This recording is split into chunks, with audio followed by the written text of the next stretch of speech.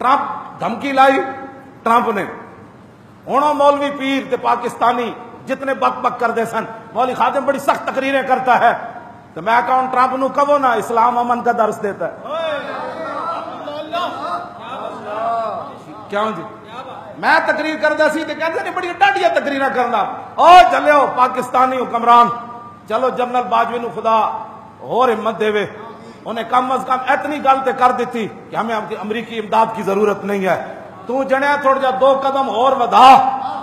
یہ ٹرمپ دی ماں بھی نہ مر گئی تھی تو گل کرا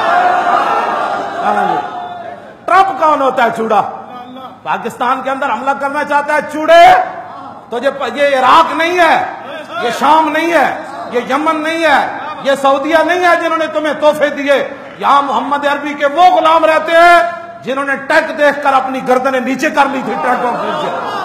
یہاں محمد عربی کے وہ غلام رہتے ہیں جو پھندے کو دیکھ کر بھی مسکرا پڑتے ہیں ہاں تمہیں پتہ ہی تو ویسے لگے تے چڑیاں ماردا رہا ہاں تو لگے تے چڑیاں ماردا رہا اے پاکستان سائیاں والا ہے ہاں جی تینوں کو یہ سائیاں والا ہے تینوں کو غلط فہمی ہو گئی میں اندر حملہ کروں گا آ رہا پتر تم بکواس کرنا حضور کی امت جاگی ہوئی ہے یہاں لبیک کے نعرے سے جاگی ہوئی ہے یہاں تو ہمارے 10-10 سالہ بچے بھی مان میں نہیں ہے یہاں خواتین بھی مان میں نہیں ہے وہ بھی کہتی ہے موقع آیا تو ہم عامر کی طرح ہم بچے بھی دیکھ کر دنیا کو بتا دیں گے تمہیں تو پتہ ہی نہیں ہے تو جہاں میں پہلے بھی ہم کہتے تھے ہماری قوم کو چونکہ باتیں سمجھ نہیں آتی تم نے یہود و نصارہ کے کہنے پر ممتاز قادری کو پھٹے لگایا وہ راضی ہو گیا تم نے یہود و نصارہ کے کہنے پر قرآن حدیث نصاب سے نکالا وہ راضی ہو گئے تم نے قرآن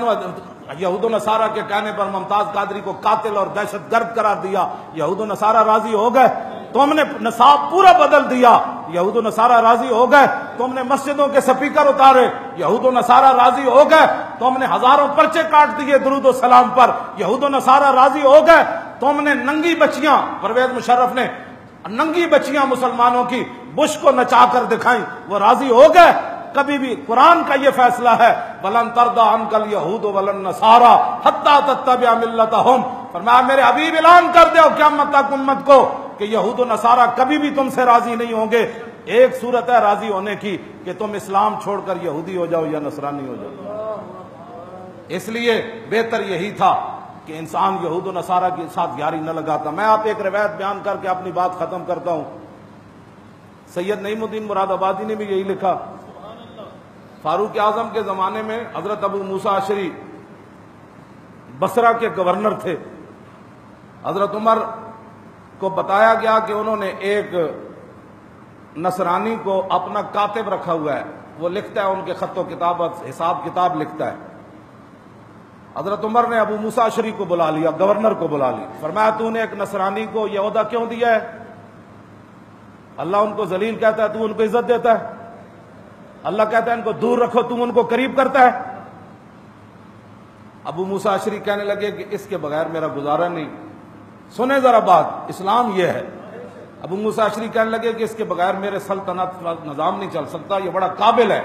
مسلمانوں کے اندر ایسا بندہ قابل کوئی نہیں اس لیے یہ میری مجبوری ہے اس نصرانی کو یہ عہدہ دینا فارق حق و باطل امام الہدا ایک مسلول شدت پہ ترجمان نبی ہم زبان نبی حضرت عمر فرمان لگے تو فرض کر لے آج یہ نصرانی مر گیا یہ مر گیا آج بتا پھر کیا کرے گا فرمایا جو اس وقت کام کرنا سمجھ لے آج یہ نصرانی زندہ ہوتے مر گیا متبادل مسلمان لیا اس سیٹ پر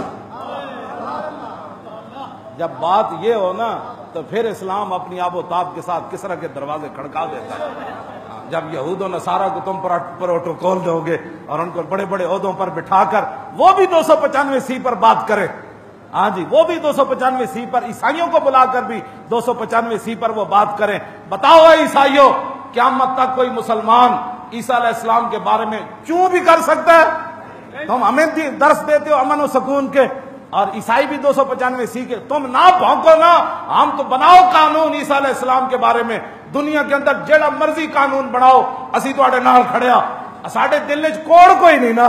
اساں کوئی جناب عیسیٰ دے بارے گل کرنی نہ نہیں نہ ہونا ਤੁਹਾਡੇ ਦਿਲਾਂ ਵਿੱਚ ਕੋੜ ਹੈ ਗੁਸਤਾਖੀ ਰਸੂਲ ਦਾ ਕਿ ਤਾਂ ਤੁਸੀਂ ਬਕ ਬਕ ਕਰਦੇ ਹੋ, ਜੇ ਤੇ ਦਿਲ ਵਿੱਚ ਕੋੜ ਨਾ ਹੋਵੇ ਉਹਨੂੰ ਕਹੇ ਜਿਹਦੇ ਨਾਲ ਵੱਡਾ ਬਣਾ ਦਿਓ, ਸਾਨੂੰ ਕੋਈ ਪਰੇਸ਼انی। اس واسطے اسلام اپنا ہر چیز علیحدہ رکھتا ہے۔ ہاں جو یہود و نصارہ کا یار ہے، ہن بھی باز آ جاؤ۔